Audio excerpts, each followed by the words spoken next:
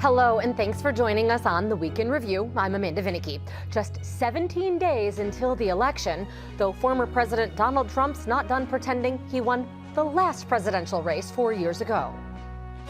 We had a term, peacefully and patriotically. These were people, if you think an election is crooked, and I do, 100%. Comments he made on a visit to Chicago.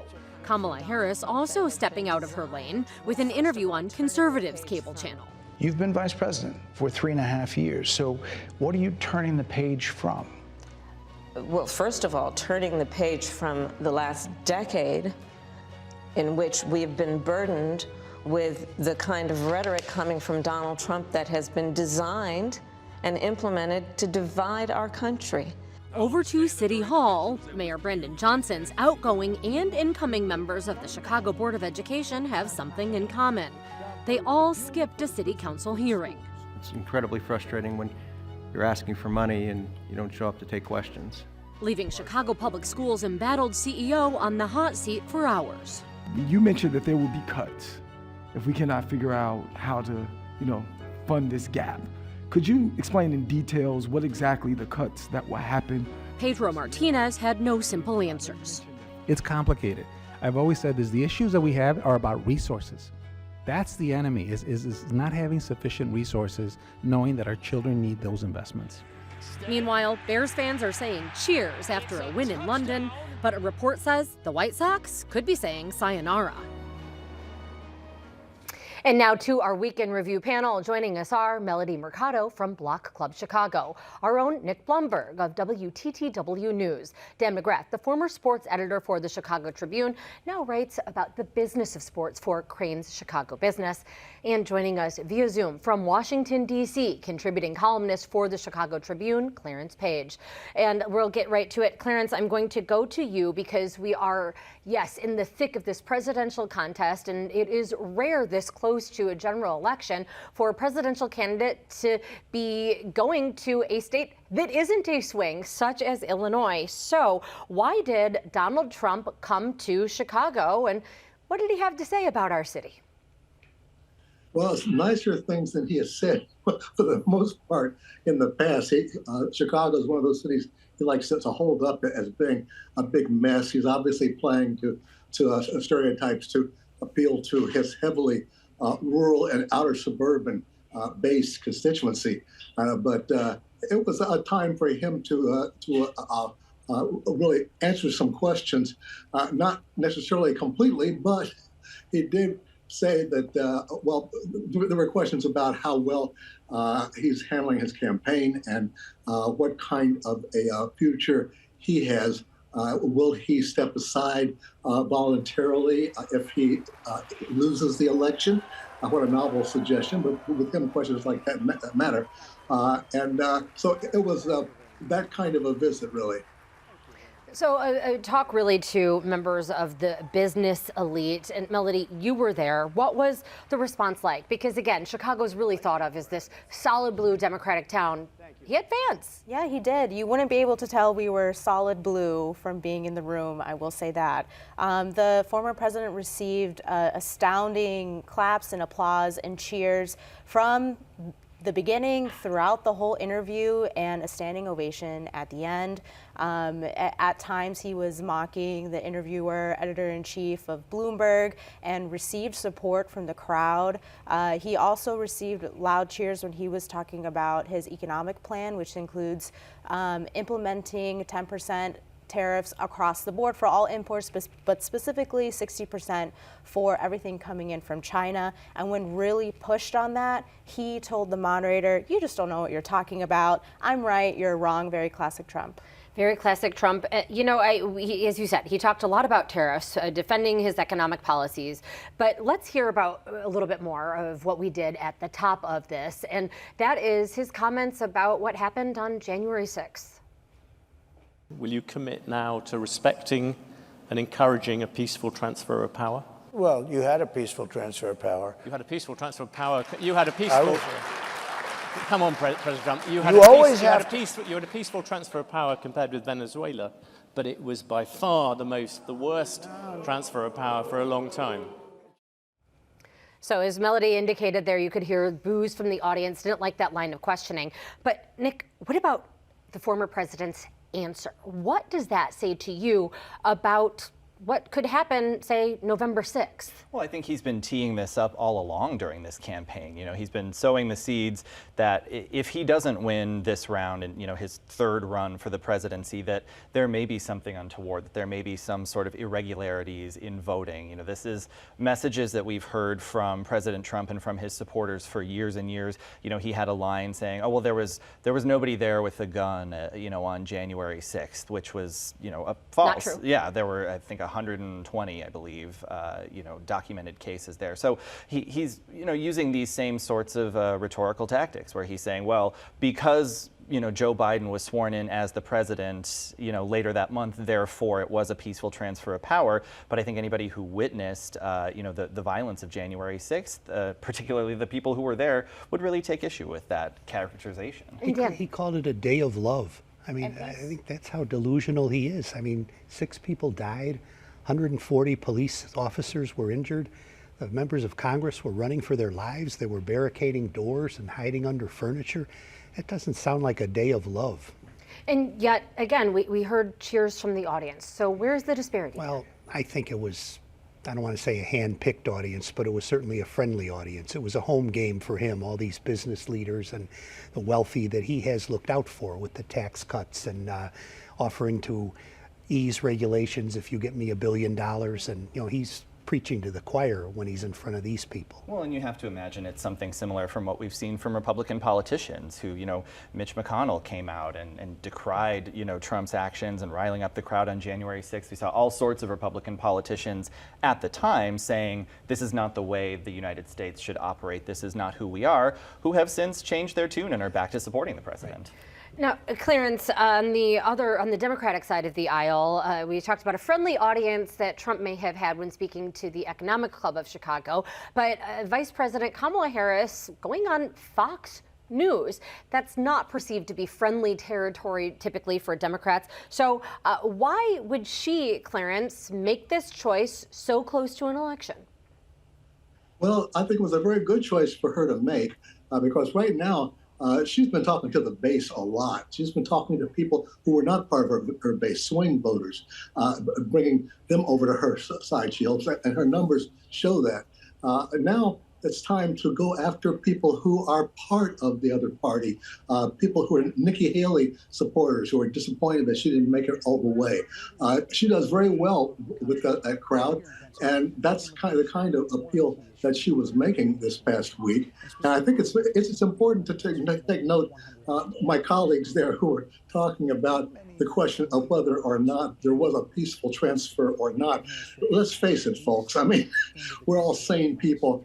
I was there, out there, and I was one of those people running from the rioters, et cetera. And it's like there was no question there was a riot going on. But if you ask a good loyal Republican nowadays, chances are they'll say, no, there was no riot, it was peaceful. And that shows you just how deep the Trumpism is these days and how strong Trump's base is and how important it is that he wins this election, because if he doesn't, what happens to his identity? Clarence, do you believe that this is because Trump supporters really believe him, or is it because members of Congress, elected officials who are in the GOP need to stay with that line if they want to win, if they want to gain power? They want to believe him. That's right. And Trump's made that very easy to do. I've watched throughout his entire political career. I've seen him win one constituency after another, but they're all on the edges. And what's the result after these years he's been in the public eye? We see him and Kamala Harris locked in a dead heat race.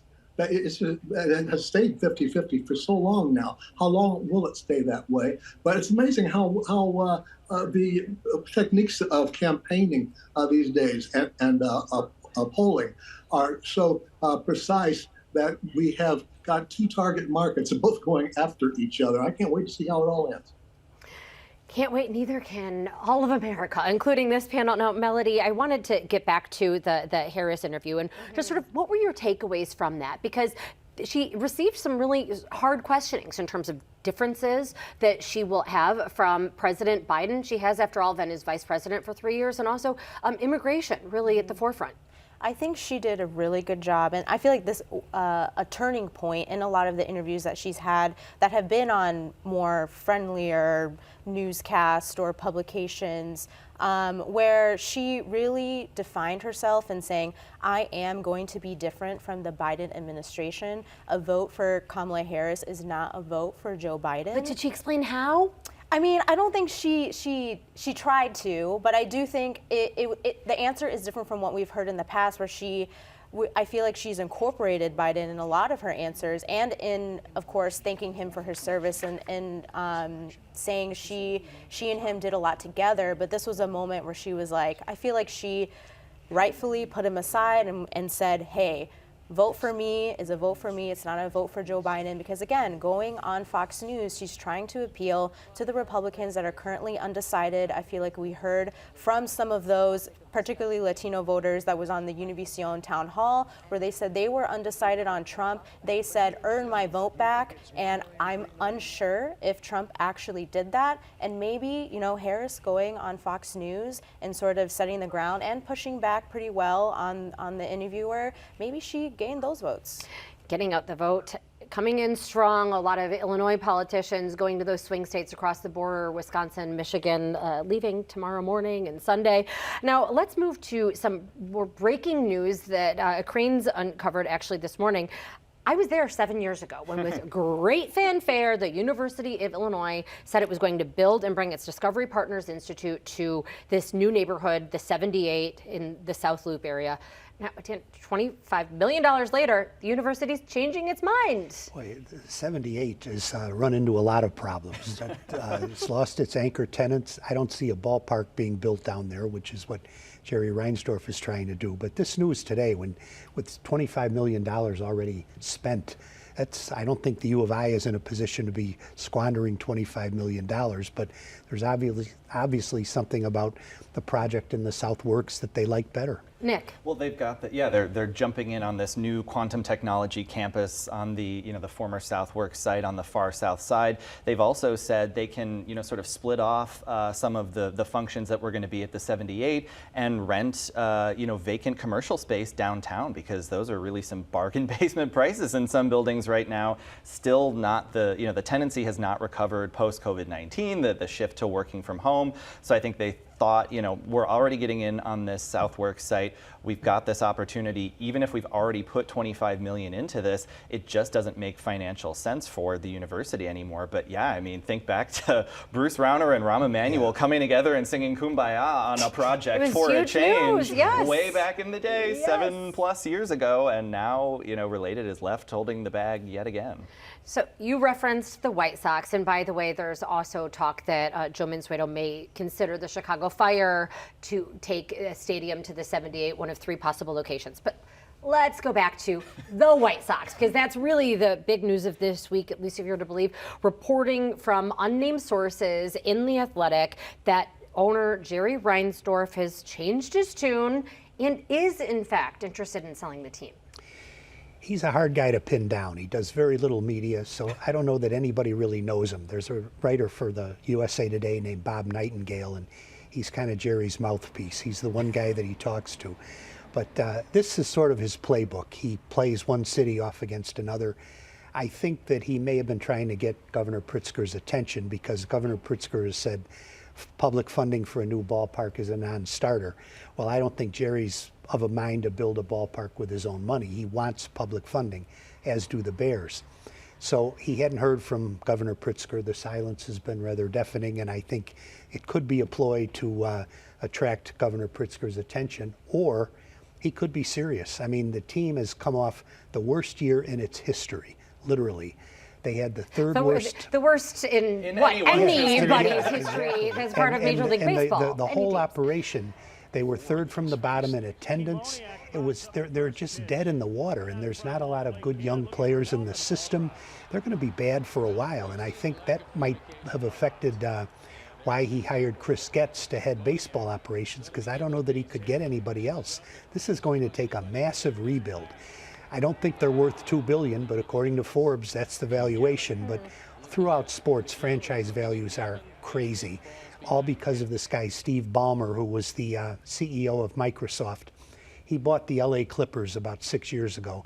They were a distressed franchise as well, but the owner, Donald Sterling, had been kicked out of the NBA for unsavory behavior. Horrible conduct. Ballmer just decided, I've got to have an NBA team.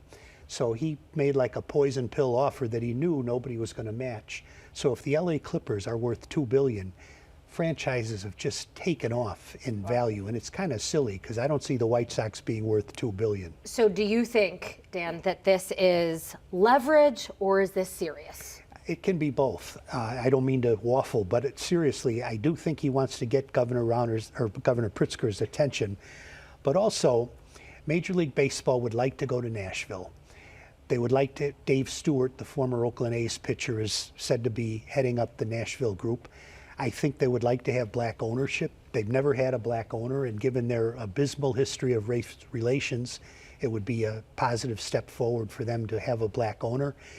They would not be abandoning Chicago because the Cubs would be here. Nashville is an intriguing market. The hockey team does extraordinarily well. The football team does very well, even though they're not very good. I think it's a more viable baseball market than Las Vegas, where the Oakland A's are headed. So in a lot of ways, I hate to say this because I'm a South Sider myself, but in a lot of ways I think Nashville makes sense. And he may be tired of all the, he really had a rough go this year. People were holding up banners in the stands, and he really had a rough go, and he's 88 years old. He might just be tired of the whole thing. Might be tired of it. Yeah, the fact that he put out an open letter to the fans, essentially saying, apologizing. Yeah, right. But the fact that he even did anything, yeah, which for him was the man behind the curtain reveals himself a little bit. So a really serious swing, perhaps. We will all be watching he's how weaving. that goes. He's doing a weave. All right. A duck. I don't know if that's a baseball play, but let's move now to Chicago Public Schools. Have been in the headlines so much. We have now Chicago's mayor, the schools, city council members are all looking to the state for funding, while also Illinois is supposed to be coming forward with this public subsidies for stadiums. The state funding was a big focus of a hearing this week, and it was supposed to be members of the Board of Education, new and old. So Melody, why didn't any of these nominees or current members attend? Simple, they don't have to. So members of City Council argue that they have subpoena power. Corporate counsel for the city, the mayor's office, say actually we don't. We don't have the power to subpoena members from other bodies of government, and the Chicago Public Schools is separate from Chicago City Council. So they didn't have to go. So why face a slew of aldermen that are really upset and might have tough questions if you don't have to? Did you learn anything from the hearing, Nick? No, I mean, it was mostly what we've been hearing, the same pitch from CEO Pedro Martinez over these past few weeks as he's made this pretty extraordinary public campaign to get folks on his side in terms of the way he's pitching fiscal management and, oh, by the way, to try and keep his job.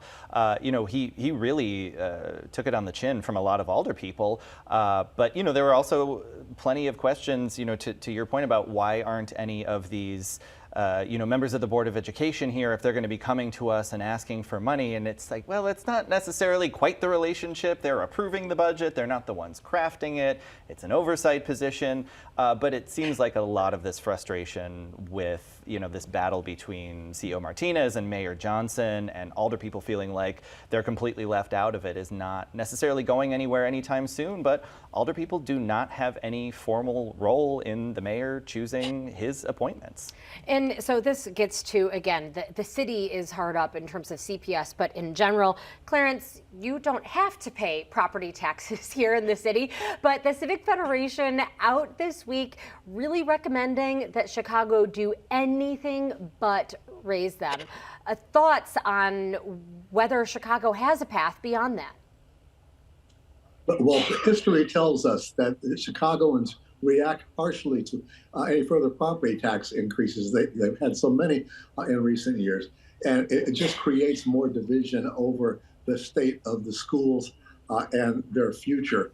So I think there are all kinds of schemes around for charging. Well, raise the plastic bag tax. I really like that one, and other marginal taxes like that are being talked about. The schools need money. And it's always the second biggest, sometimes the biggest budget in town. And they aren't making much progress here now with the mayor, who's a former official with the teachers union. So we'll be seeing the mayor going to be laying out his budget just before Halloween, and we will see if he takes any of those ideas from the, yeah. Ooh, boo. Now let's go to the Madigan Jury, because as we're talking about this, a lot of these decisions in the past would have been run by one man, and that, of course, is the former Speaker of the Illinois House. Melody, why did it take so long to choose a jury now that he's at trial for corruption? Well, it's very common for very high-profile cases to take their time with the jury, mostly because they want to make sure that they're choosing a jury that will be not favorable towards either side. So it takes a lot of questioning, and they're going to ask questions. Where do you get your news? Do you know who Mike Madigan is? What do you know about the trial, if anything? And so that takes some time. They know that they get their news from WTTW, Block Club Cranes, and the Tribune, obviously. Nick, I'm curious, though, because in choosing the questions were often, do you know anything about Mike Madigan? And a lot of times the answer was, in fact, no, I know the name, but not who he is. What do we make of that? He was the most powerful man in state government and politics, maybe in Illinois outside of government and politics, for decades. I think, it sort of points to the fact partially that people know the mayor, they know the governor, they know the president, maybe the senators, maybe their local representative. But somebody like that, unless you lived in the district that Madigan represented or you paid attention to news to the degree that, all of us do, he might be someone that you hear it in passing, but what's the House Speaker and what does he do? You wouldn't necessarily know at first blush that he was the most powerful guy in Illinois politics for decades. And I also think it goes to the fact that so much politics has become nationalized. So people pay intense attention to the Donald Trump, Kamala Harris race, but do you know who your alderperson is? Do you know who your state representative is? Does this give you civic qualms, Dan? Being unknown is how he preferred it. He liked to be the man behind the scenes pulling the levers. He was not out there boisterous like Ed Burke or any of the other fellow miscreants. But he really was. He was a behind the scenes operative, but everybody knew where you had to go to get things done. But he really kept his own counsel. Yeah, no, he's a very mysterious man, and it's funny that I can't imagine how many U.S. attorneys made a run at him, and then they finally it's here. got him into court at least. The minute that we have left, let's talk about a different, I guess not a court, more of a field. The Bears, we had them take the American version of football over to London. Yeah. That caps 3 wins in a row. Are there more wins in store, or were these easy pickings? They're a chance. They could be a playoff team, but they're in the best division in football. Every team in the division is really outstanding. Plus, 3 of the 4 wins were against Tennessee, Jacksonville, and Carolina, 3 of the worst teams in the league. So let's not get carried away. But on the other hand, they're playing well. The defense is very good. They added some receivers, and I have to say, I think Caleb Williams looks like the real deal. Finally, they've been so many years without a quarterback, but he looks like he knows what he's doing. He plays with a lot of verve and a lot of confidence, and I could see him. They could probably win 9 or 10 games, and that could get them in the playoffs. The rookie that the Bears have been looking for. With the savior. The savior. We are out of time. You are our saviors. Thank you very much to Melody Mercado, Nick Blumberg, Dan McGrath, and in Washington, D.C., to Clarence Page. We will be back to wrap things up right after this. Tonight's presentation of Chicago Tonight, Week in Review, is made possible in part by Ann and Rich Carr, BNSF Railway, Francine and Dr. Anthony Brown, and the Mullenhour Progressive Philanthropic Fund in honor of Ida Mullenhour, supporting quality journalism. Chicago Tonight is made possible in part by the Alexandra and John Nichols family, the Polk Brothers Foundation. Additional support is provided by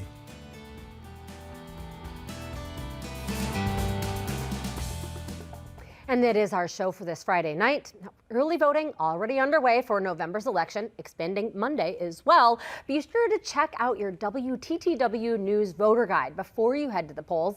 There you'll find important information like where you can vote and see if you're registered. You can also find out who's running for elected school board, water reclamation district, judicial seats, much more. That's at WTTW.com/voter guide. Now, for the Week in Review, I'm Amanda Vinicky. Thank you for watching. Stay healthy and safe. Have a good night. Happy election season. But let's go to actual sports instead of the political sport that I spend most of my time on.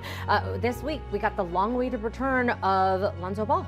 Good for him. He's out more than 2 years. You know, a series of knee injuries, and kept a lot of guys would have. You know, NBA contracts are guaranteed. A lot of guys would have just taken their money and nice knowing you. And not run. But no, he rehabbed. He did everything he was supposed to do. He went through all these surgeries, and because he really wanted to continue to play. And to be out that long and to come back, good for him. And I Come can't back help. well. Yeah. Well, he's a good player. There's never any doubt about was he good enough. The question was, would he be healthy enough? And when he is healthy, he's a very good player. I couldn't help the juxtaposition with Derrick Rose, who announced his retirement. Closed captioning is made possible by Robert A. Clifford and Clifford Law Offices, a Chicago personal injury and wrongful death firm that is proud to recognize its 20 attorneys, recognized in the 2025 edition of the Best Lawyers in America.